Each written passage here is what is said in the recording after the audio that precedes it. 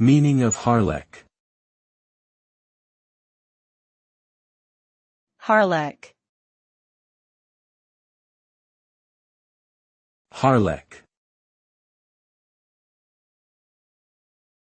Harlech. Harlech. Harlech is a small town situated in Gwynedd, Wales.